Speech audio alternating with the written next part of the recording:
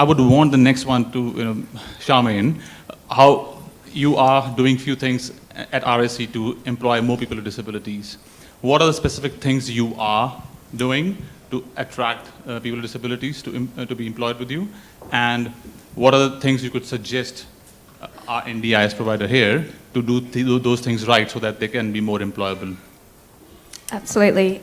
So one of the things that we've been doing is looking at our end-to-end processes. So that starts right at the recruitment side of things, goes into onboarding and then ongoing employee experience. And one of the things that we've done is actually co-created those processes with people who do have lived experience. We were at ECU not that long ago working with some of the students there living with disability who are looking at what their next career steps are going to be. And we actually asked them the question, what would make us a more attractive employer? What would make your experience better? So it's being able to ask the questions, co-create that experience, make sure that your processes are not restrictive to certain people or that you're putting up barriers that you didn't even think existed. And then also making sure that we're open to ongoing feedback. We keep asking the questions, is this working? And if it isn't, then we're prepared to make some changes and tailor our processes further.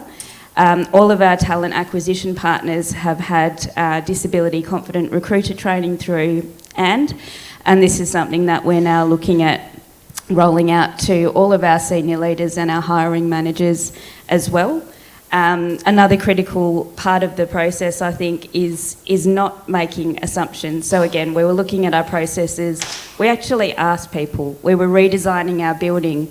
We interviewed our members and our people that work for us living with disability and made them part of the process to make our building more accessible and more inclusive.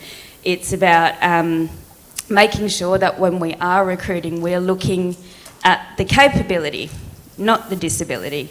So looking at, what are those skills that each individual, whether or not they're living with disability, is bringing to that role, and how can we best utilise that?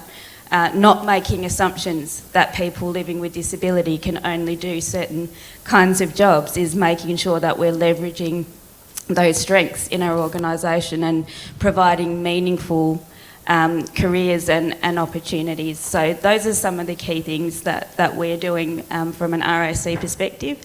But as I said, it's an ongoing process, and knowing that we need to keep testing and learning and improving as we move forward.